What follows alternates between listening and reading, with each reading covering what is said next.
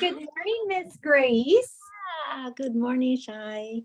Look at your beautiful virtual, is that a virtual background? Yes. It's gorgeous. Thank you. It's a virtual one.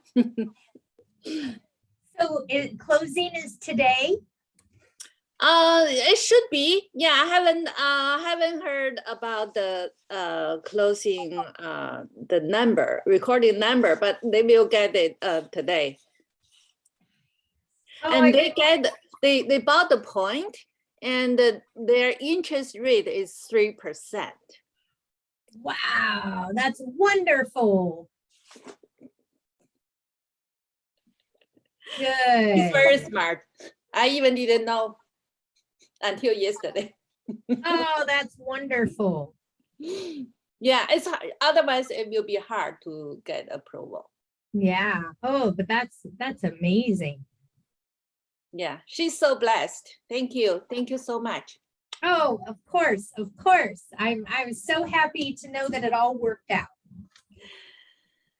Yeah, no matter I have question, I always feel like you are the best person I can get advice. And thank you.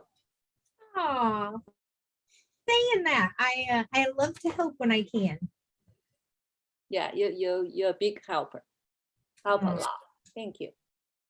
So, do you have any fun plans in the next few months?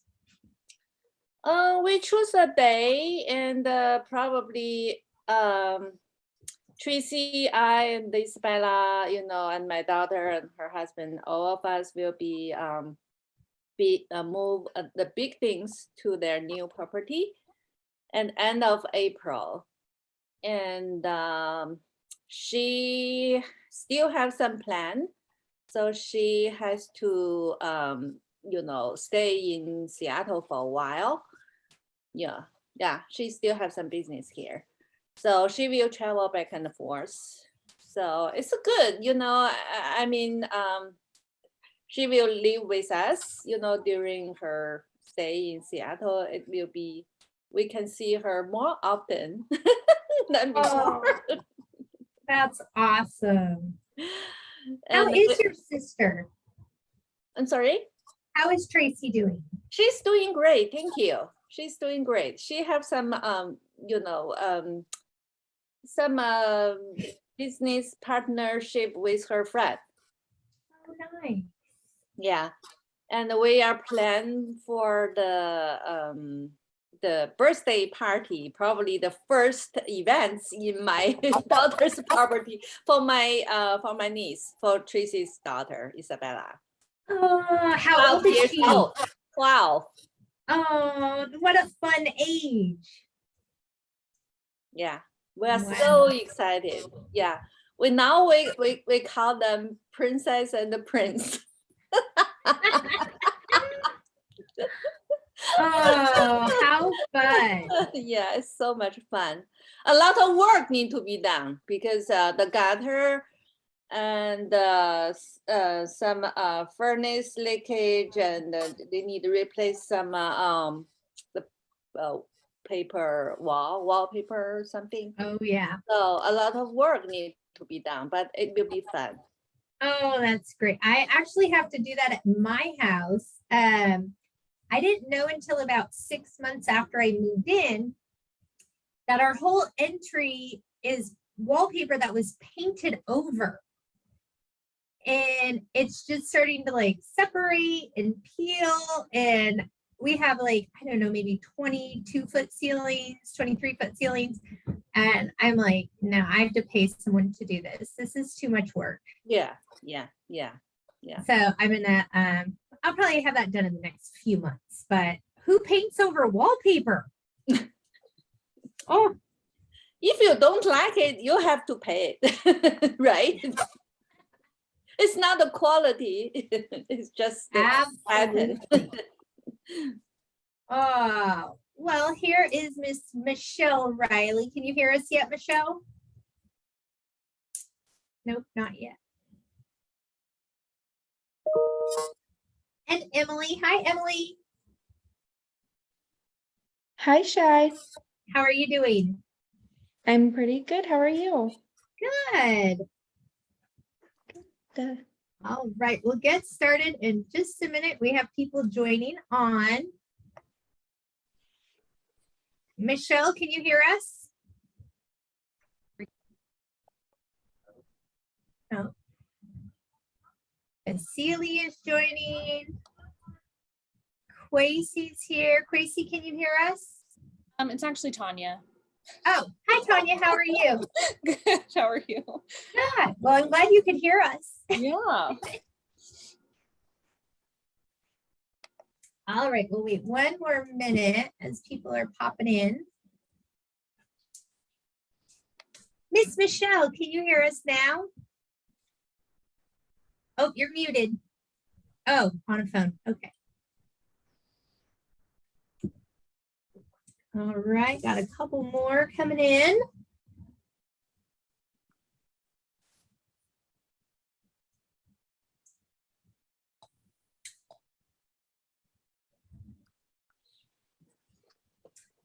So those of you that turn your cameras on get extra brownie points. Thank you. All right, so we'll get started. But if I am looking off for a minute, I'm letting people in that are in the waiting room. So feel free to unmute if you want. I would love to just check in and find out what you really want to make sure you get out of this class.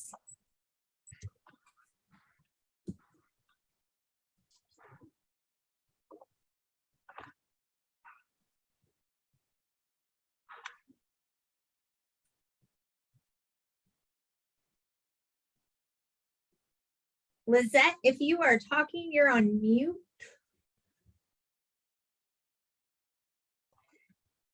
Hi, I wasn't talking though. Oh, I'm sorry, your little box lit up in yellow, so. All right, so I'll ask one more time. Is there anything specific you guys want to make sure you get out of this session? Or are you just coming because you don't get to hear me talk enough?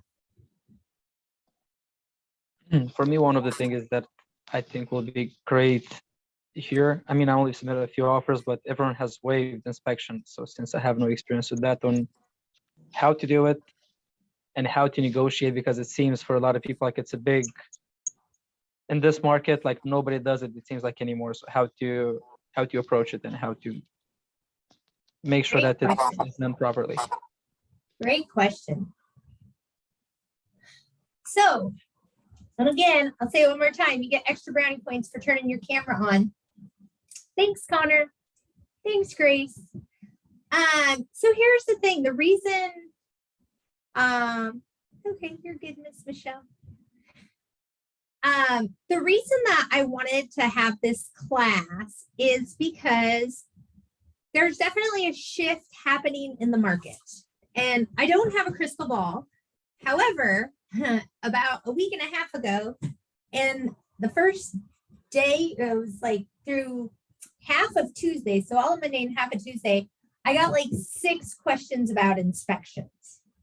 So there is a shift going on in the market, and I'm hearing different pocket areas. There are still some areas that are going 150,000 overpriced, non-refundable earnest money, no inspection, all of that. But then there are areas where agents are getting inspection contingencies accepted. So as the market continues to shift, if interest rates continue to increase as we expect, we'll likely start seeing more home inspections. It's possible that we'll start seeing contingency accepted on offers. Like I have to sell my home before I can buy your home. So we go through this, and we always say in different markets, you need a different playbook. So all we're doing is kind of adding to your tools. So not only do you know what to do, but you can articulate it to your buyer or seller. Okay. So you guys know me well enough where you can just jump on in if you have questions. So I'm going to share my screen. We are going to go through all of the possible inspection forms, okay? And this isn't forms training. So we have everybody from all different levels. So I'm going to skip to certain sections of the different forms. And again, just to make sure you have a good understanding. So if you have questions, feel free to just jump on in. Okay, so this is a Form 35, which is your standard inspection contingency. Okay. Basically, what this says is, hey, seller, this buyer's offer will be contingent upon the satisfaction of a home inspection. In a nutshell, that's what it says. So a few things you need to know.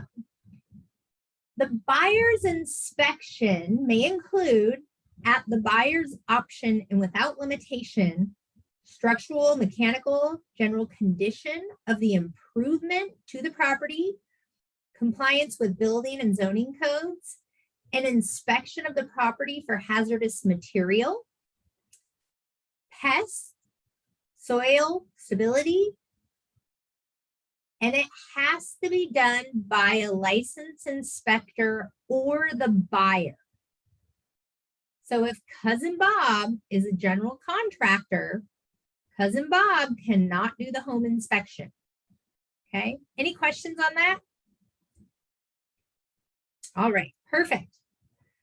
Then we have paragraph 1A, and this is regarding a sewer scope, okay, where they go to the sewer cleanout line, they put a camera in there, and it goes down to see if there's any roots or anything that may be penetrating any of the sewer lines. So I think you should recommend it to everyone, you know, within a certain age of a home. Okay, if it's a new construction home, you're probably fine because it's a newer sewer line. But like you can ask a home inspector. I usually tell people if there's a lot of trees around or if it was built before 1980. But it's worth a few $100s. Regardless of if your buyer is going to do a sewer scope, it is a best practice that you always check the box may. Even though it's a default box, I highly recommend you check it just because this was a lawsuit that we settled out of court, but there was a lawsuit regarding this issue. And the buyer claimed that our broker did not advise them to do a sewer scope. And luckily it got thrown out because the box was checked and we had a text message advising the buyer to get a sewer scope done. So remember, with an inspection, by law, you have to recommend the buyer to have a home inspection. All right, the buyer's obligation. Of course, the buyer selects the inspector. But what is important to note is the buyer shall be responsible for all damages from the result of an inspection. Okay, so not you are responsible, but the buyer is responsible. And that's an important piece that we will talk about when it comes to pre-inspections. A buyer's notice. So what is so important about an inspection contingency is there's a few different ways that it can be waived. Now, I know in the world that we live in right now, and frankly, in the last few years, it's not that big of a deal to have a waived inspection. But if you rewind our market a few years, it's a very, very big deal. It was a very big deal. And it could be a big deal down the road. So you have to understand the importance of it. If you miss a deadline and you represent the buyer, you waive their inspection contingency. That's a really, really big deal. That is, you're going to be paying someone's earnest money if you waive their inspection contingency. So what happens is the buyer has, let's say, 5 days to have a home inspection. Okay. Who can tell me how to compute that time? If we have 5 days, how do I compute it? Business days. Business days. Business days. And if it's 6 days or more, it is Calendar day. perfect, calendar days. So this is one, if you ever have a question on, double check with 2 or 3 or 5 people, because if you miss it, you now waive it. A couple months ago, we had a broker send over the inspection response at 9:10 p.m. What does that mean on his deadline day? After 9 p.m., it will be past Correct. due date. After 9 p.m. Now, the broker was like, what do you mean? It was only 10 minutes late. But the listing broker's job is to represent their client, right? So if that listing broker said, oh, don't worry about it, I won't tell anybody, they're actually in conflict with agency law. And if you miss that deadline, buyer broker, you're not practicing reasonable skill and care, which is now in conflict with agency law. So you better know your time frames very clearly when it comes to an inspection. Any questions yet? All right. So buyer has, let's say, 5 days to not only conduct the inspection, but to respond to the inspection. Okay. And they basically have 4 options to respond. They can improve the inspection and say the inspection is satisfied. We waive the contingency. They can disapprove and terminate the agreement and get their earnest money back. They can conduct an additional inspection, which we'll talk about in a minute, or they can propose repairs or modifications. Okay. Now, this is what's most important about this. If you are asking for a price reduction, do not say, in lieu of these repairs, the new purchase price shall be X. The reason you don't want to do that is because that will raise a red flag to the underwriter. So you are not to talk about any repairs. And I know back in the day, that was our negotiation strategy. But you can't talk about repairs without disclosing information. So just say new purchase price shall be X.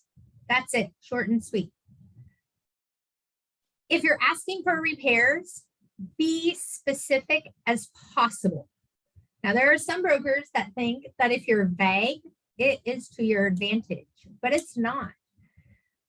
If there is a cracked window, you need to say the southwest window of the house needs to be replaced by a licensed and bonded contractor, window installer, however you want to say it.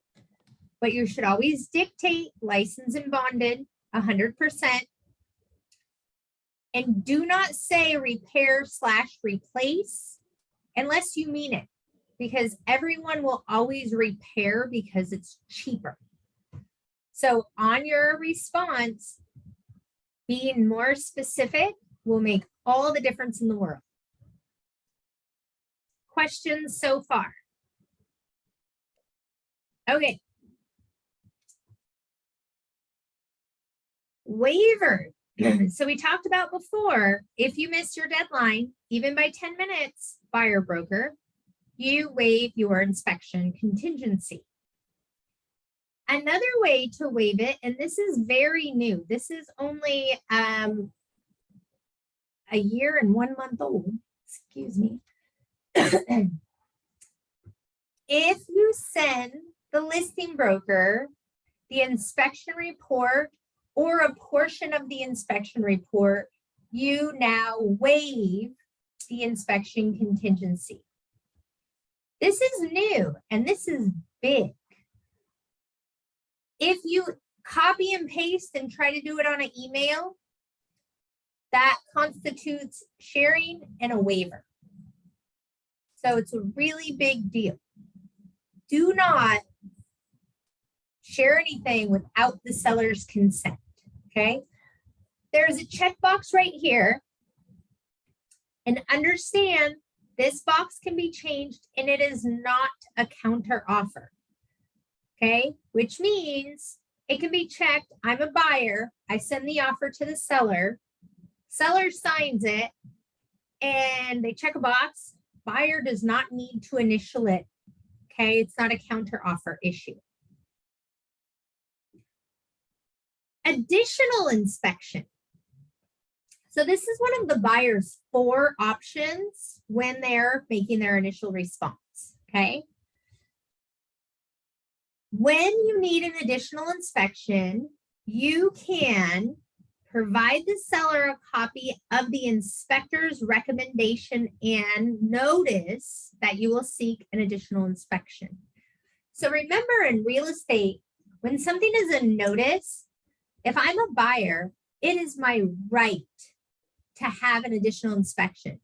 If Connor is my seller, Connor does not have to grant me permission for an additional inspection, okay? So everyone needs to understand that. Now, if I'm a buyer broker and Connor's the listing broker, I can't send the whole page of the inspection report. I need to send the section that says buyer recommends a roofing expert to check the life expectancy of the roof. That's it. One line, no pictures, no nothing, not the whole report, but you have to send the inspector's recommendation along with the Form 35R in order to give notice of that additional inspection. Any questions so far? All right, page 2. This talks about all of the buyer's requests for repairs and now the seller's response, okay? In an inspection contingency, the first 2 pieces are irrevocable, okay? What do I mean by that? That means,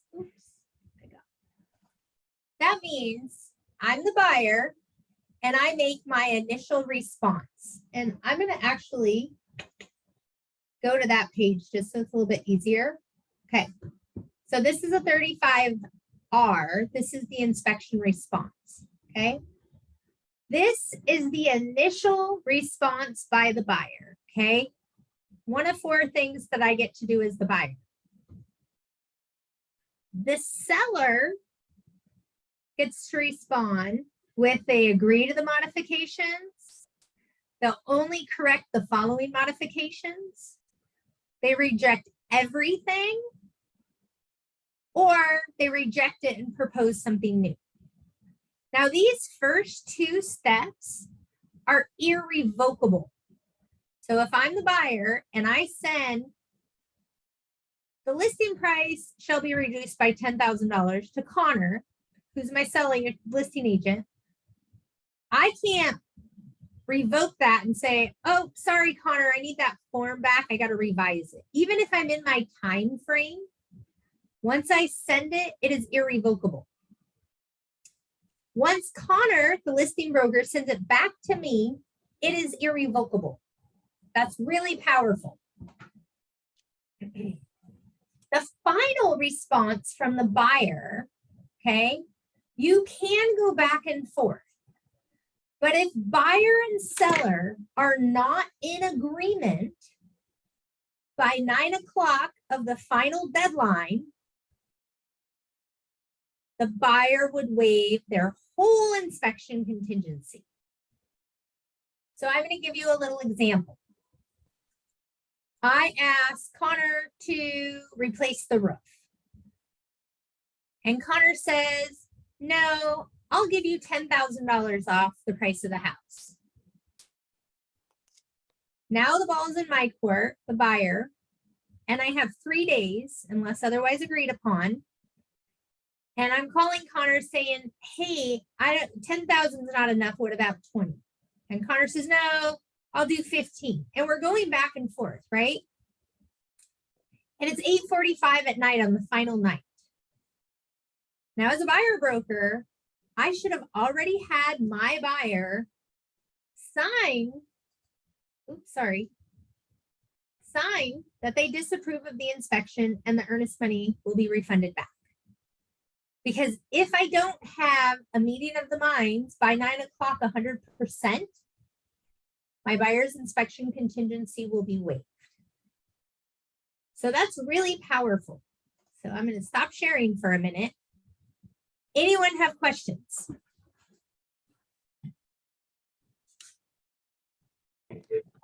And all this negotiation needs to be done within 3 days, correct? All this back and forth? Well, it all depends on what is, and I'm going to share my screen again. It all depends on the time frames in the contract. So the first time frame is the buyer's initial notice. So this is usually going to be 3 or 5 days. That means the buyer has, let's say 5 days, to not conduct their inspection and then to respond, okay? Once they respond, the seller then would have 3 days to respond, unless otherwise agreed upon. And then once seller does that, the buyer then has 3 days.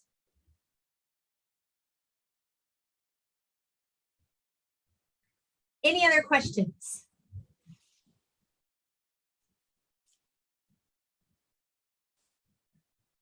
All right. Guy, I just want to clarify. When we present the buyer, we fill out this form and we have 5 days time frame to respond this contingency if we don't check, right? Well, I mean, the default is 10 days, but Okay. yeah, but if you had a 5 written in here, it would be 5 days. Okay, default 10 days, okay. So the seller will have 3 days to respond, right? Correct. So it counts continuously. If you back and forth, they always start with the very first day the buyer responds to the seller for that 10 days. Yeah, so I'm gonna pull a calendar up really quick because I'd like to give you a little visual on this.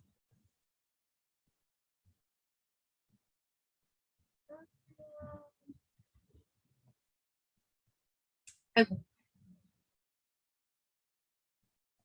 So let's say, and I know we're at April 20th, but just to keep it in the middle of my calendar so it's easier to see. So let's say we get mutual on Monday the 11th, okay? And the buyer has 5 days to conduct the inspection and respond. If we have mutual on the 11th, this is day 1, day 2, day 3, day 4, day 5. That's very, very powerful for you to know if you're the listing broker. Because if I'm the listing broker, I'm cutting you off at 4 days. I am not waiting a whole extra weekend for you to respond. Does that make sense? Okay. So let's just say the buyer responds to the inspection early. And they respond Wednesday the 13th.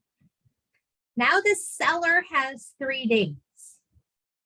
Day 1, day 2, day 3. Now the seller responds. Now the buyer has 3 days. day 1, day 2, day 3. So if there is not a meeting of the minds by, I say 8:45 p.m. on the 21st, you need to terminate the contract, or the buyer will waive their inspection contingency. And if this happens in a real life scenario, get our help before you get to that point.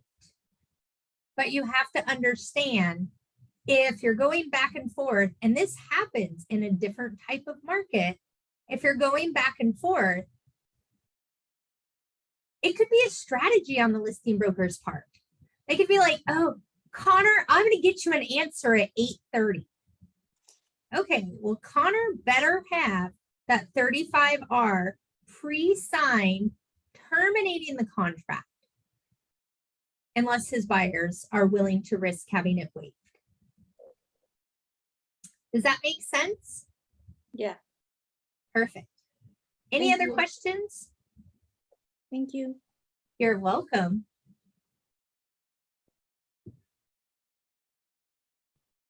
Anything else? All right. When it comes to an inspection, repairs, the repairs have to be done in a professional manner. If you're me, I do not want my seller or the seller doing the repairs. I am going to dictate a licensed and bonded electrician. I am going to request copies of the receipt. When you ask for repairs, now we all know that within 5 days of closing, your buyer gets a final walkthrough. But a buyer can do a reinspection, but it has to be with the original inspector, and that's usually about $150. Okay. Now we're going to move on. If that box isn't checked here about the seller's consent, and this is a tough one for me. I get this asked all the time. Shai, will an email suffice?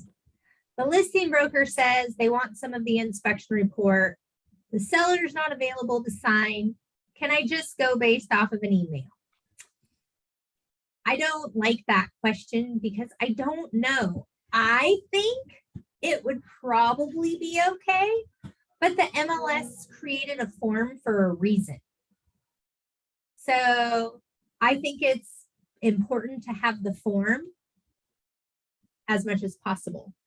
So the 35C is the seller's consent to receive the inspection report.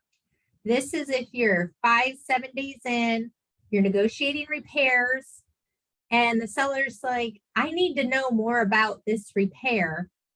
Send me this page. So this is the form, the 35C. 35W. Now this is probably the form that you guys see most these days, okay? I love this form because it makes it very clear to the buyer that they are waiving their inspection or that they have conducted a pre-inspection, okay? So you can have an inspection contingency. You can waive an inspection. You can conduct a pre-inspection, which means, hey, seller, I would like to do an inspection on your home before you even accept my offer, thus giving me the opportunity to write an offer without an inspection contingency. So something to know about that is you would use a 35W when you are writing your offer. But in order to get permission to do the pre-inspection ahead of time, you need to get a 35P signed from both buyer, seller, and brokers. Why do you think this form is necessary? a 35P?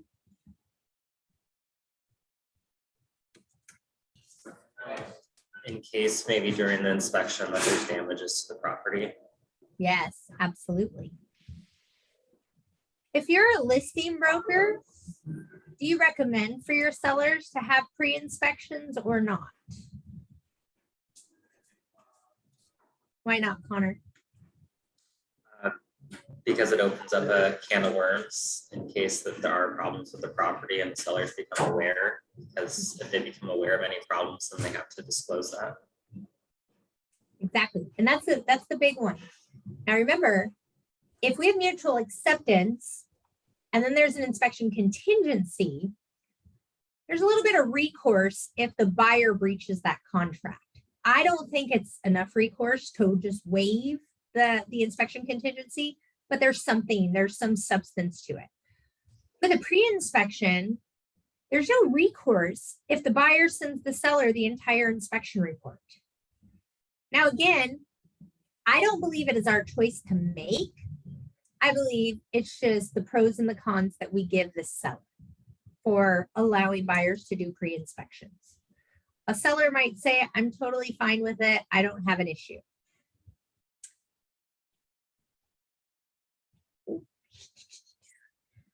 Modifications or repairs. A buyer, when making an offer, can ask right from Jump Street if there's repairs they want to be made. And then there is the on-site sewage system advisory, which we're not going to talk about septics today, but if there's a septic, use a septic form.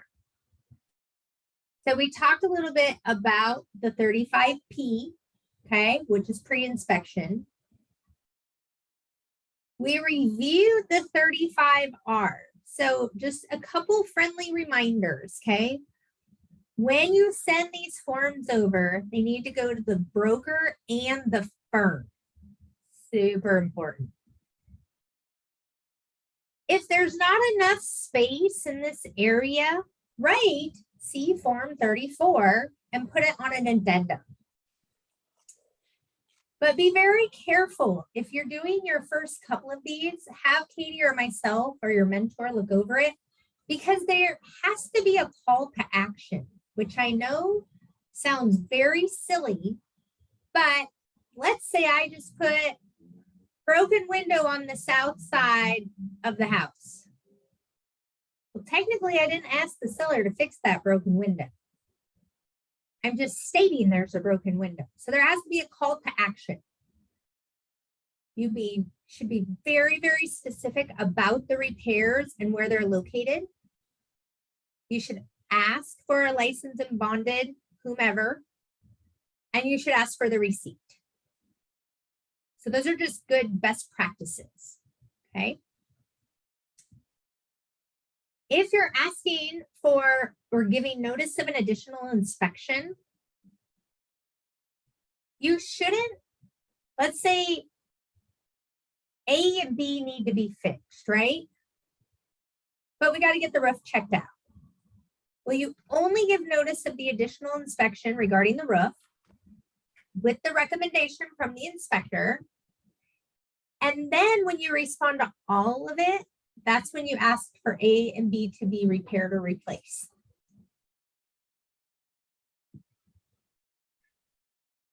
Seller's response, same type of thing. And then again, buyer's final response. Any questions so far?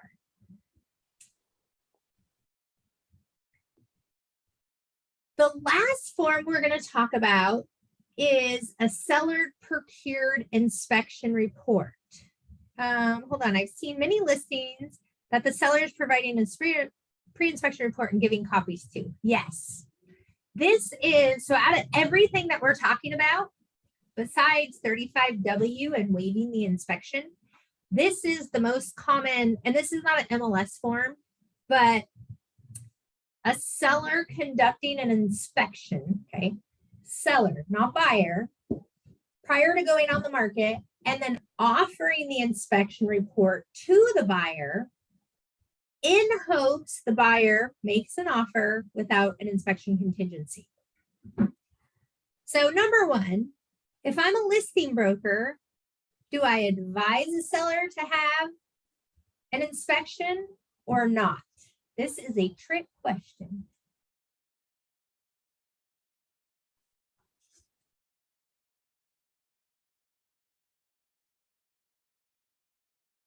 I'm going to call on you. Dia, your thoughts? As a listing broker, no, I would not recommend them having it because it puts them at liability, but I would say it's an option. Very good diplomatic answer. Connor, your thoughts?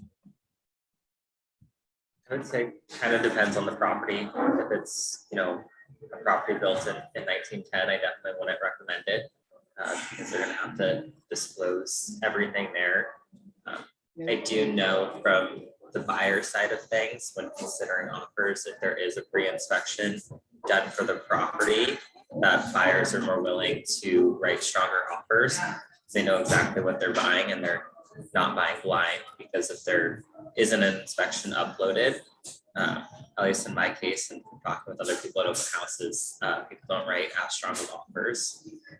So if it is a house that's been updated and, then maybe there's some considerations to do one, but I would think just giving your sellers kind of the pros and cons and what can happen either way, and then ultimately letting them decide and make the option that's best for them. Does anybody advise the seller to do it? I would not advise doing an inspection. So I'll say that this is, I don't know, there's not necessarily a right or a wrong, okay? I talk to a lot of attorneys and I've never met an attorney that would advise the seller to have an inspection prior to going on the market. However, I will say attorneys sit behind a desk and they deal with legal issues. They're not out selling houses. So what's most important is for you to give both buyer and seller pros and cons. So first we're going to talk about seller. And I completely agree with Thea that I do not advise a seller to get an inspection done prior to going on the market. That is not my advice. Seller, you have the option to do so. And here are the pros and the cons. Once you find out about that information, you have to disclose it, repair it, or refute it. So that's a big deal. Seller, you have to know what you're doing. Hold on 1 second. We just got a chat that I'm reading. Is there a JLS form they created to use if a buyer wants to use a seller pre-inspection? Yes, that's the form we're going to talk about. And I'm pointing, realizing you can't see my other screen. So seller has to understand whatever you find out, there's really no going back unless you're going to repair it, disclose it, or refute it. The pro of that seller is it's very possible that the buyer will waive their inspection. Now, let's switch gears and talk about if it's your buyer. Now, inspectors have different sets of eyes. In my opinion, inspector's eyes working for a seller is going to be very, very different than an inspector's eyes working for a buyer. So, Mr. or Mrs. Buyer, understand that this inspection report may give you some information or it may be missing information. A few years ago, not one of ours, but our Kent broker, a top 1%er, okay, the best of the best, had the seller do it, a pre-inspection, and offered it to the buyer and verbally said, hey, buyer, we fixed all these things. You're good to go. Verbally. Well, come to find out, seller didn't fix a single thing. There was zero that the buyer could do. They had zero recourse. So as long as your buyer's okay, that's fine. In my opinion, having, if I represent a buyer, having the seller's inspection report is better than nothing. It is better than nothing. However, they have to understand there's no recourse, zero whatsoever, but it's some information versus no information.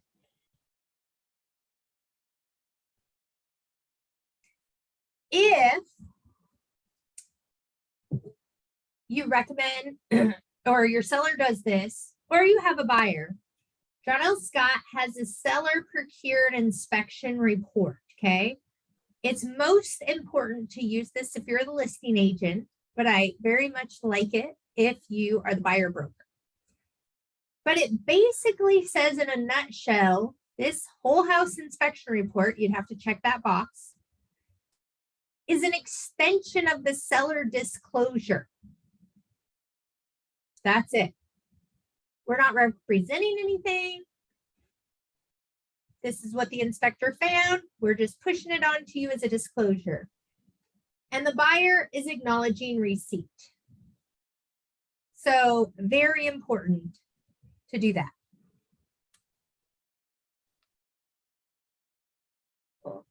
I'm sorry, I forgot to share my screen. All right, so up here, you would check the box, whole house inspection. Seller is signing as an extension of the Form 17. Buyer acknowledges receipt. All right. Open for questions. So this might be more of a Form 17 question, but if the sellers bought the house and had an inspection done, isn't there like a statute of limitations how long they have to disclose like certain aspects? Like if the old sellers reported that there was like a leak in the roof or even some other repairs, do they have to then disclose that on their Form 17? That's been like X amount of years. So I don't know the statute of limitations because we're not lawyers. And even if I did, we wouldn't talk about it. But here's the general rule, okay? Is if you have direct knowledge of a material defect, okay? So the faucet in the kitchen has been leaking, okay? Now, seller could have repaired it 2 years ago, and it has withstood the test of time. Then you would not need to disclose that. But let's say that darn leaky faucet kept leaking over and over again throughout the years, and you kept fixing it, but something just happened where that faucet kept leaking. That is something you would disclose. You don't have to disclose if somebody told you. So I bought a house and the seller told me that the faucet leaked, but I never experienced the faucet leaking. I would not need to disclose that. Now, to throw a whole monkey wrench into all of this, you are not to ever advise a seller on what to disclose and what not to disclose. I speak from example when I'm advising my client, and I usually have a couple different stories. I always say, I've never been in a crawl space of any of the homes that I own. Never plan on going in a crawl space. But if my contractor tells me I have standing water and I don't repair it, I have to disclose that. And I also have the story of when I sold my house in Seattle. And I had done a ton of work on it, right? Massive remodel, knocking down walls, decks, electrical panels, the whole shebang. And I never got a permit. But I disclosed to the buyer that I didn't get a permit.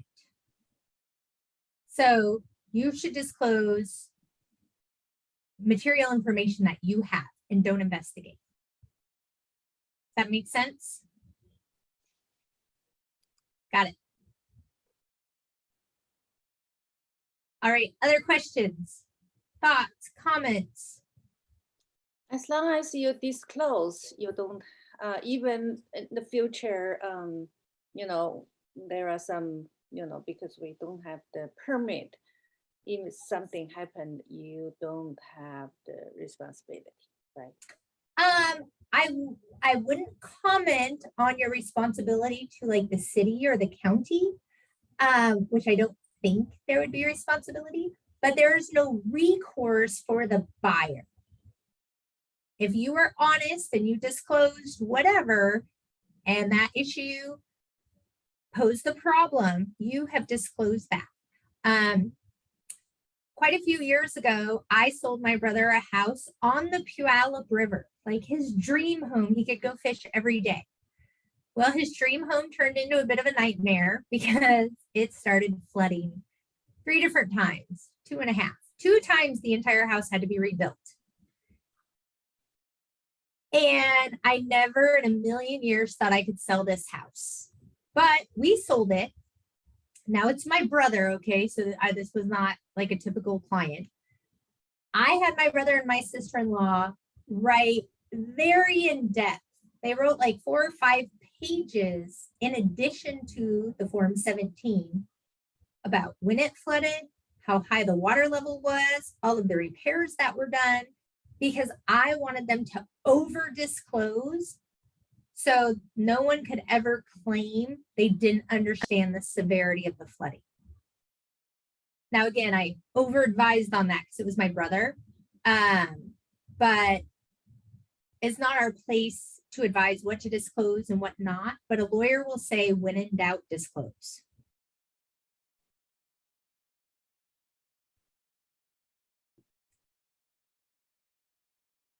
Other thoughts, comments, concerns? It's better over disclose instead of under disclose, right? Yes, I agree. Yeah, absolutely. I mean, I've had some very lovely neurotic sellers that will talk about, oh, you have to pour bleach down the sink in the summer, otherwise you get fruit flies. And I'm like, well, you don't really got to talk about that. It's not a material defect. So I try to, you know, I use that terminology because it's not what I don't like about the house. Is something broken? I have to disclose it. Do not investigate. If you don't find yourself frequenting your crawl space very often, you don't have to go down there to do your seller disclosure form. If you don't hang out in the attic, don't go up there when you're doing your Form 17. You know, it's not your job to investigate. And as a broker, because a lot of brokers have like construction backgrounds. No, not your job. Don't walk around and try to point out the rotted wood on the fascia board, or no, that's not your role. Be the broker.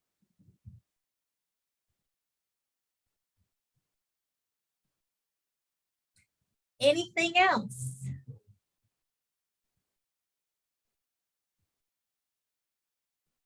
All right. Well, thank you guys for coming. And like I said, if you start having inspections and that's happening again, come and talk to Katie and myself and we'll help you get through it. All right. Have a great day. Thanks, Shai. Thank you. Thank you. Bye. Yeah. See you soon. Thank you.